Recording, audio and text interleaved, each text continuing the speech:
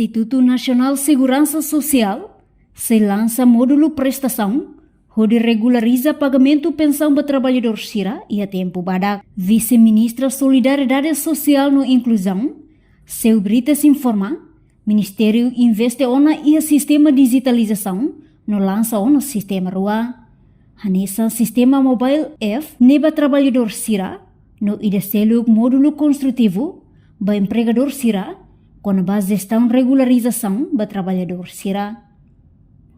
Atu facilita empregador Sira, bele resista no submete contrato, no lei numeração ba trabalhador Sira, no ne tempo badak Ministério Lihusi Instituto Nacional Segurança Social, se lança módulo prestação, onde regulariza pagamento, pensão ba trabalhador Sira, no módulo idane, bele mos requer ba trabalhador Sira subsídio no pensão, inclui direito maternity no paternity leave, doença que moras no celotang. Solidariedade Social investiona e a sistema digitalização, nebe lança tiona sistema rua, sistema ida maka itabolo sistema mobile app ba trabalhador Sira. Ne trabalhador Sira bele ia direito ou acesso ba Sira ne direito contribuição. Ida selo maka modo contributivo.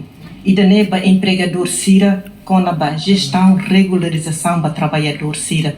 Ne kata facilita empregador Sira, bele registra, não mos bele submete contrato, não mos renumeração para trabalhador Sira. E da selo nebe INSS se lança e a tempo bada, maca módulo prestação. Ne atu regulariza pagamento pensão para trabalhador Sira. Trabalhador Sira bele ba módulo da lei bele requer basira de subsídio ou pensão. Não oscila nem direito nessa maternidade, não mos paternidade, ou não mos doença ou sira celutão. E tamos estabelece portal transparência. Além de né, Ministério Solidariedade Social no Inclusão MOS estabelece e portal Transparência Segurança Social yang nebe atualiza para público cada lorong, onde público bele acesso a dados relatório no regulamento Sira. Reportagem de Fifanya de Carvalho, Televisão Timor Post. Janela informação ba emogoto. Atua tem informação atual dia clio. Kita haluha. Hane botão subscribe, like. Halo comentário no fahe tutang ba media sosial hoto.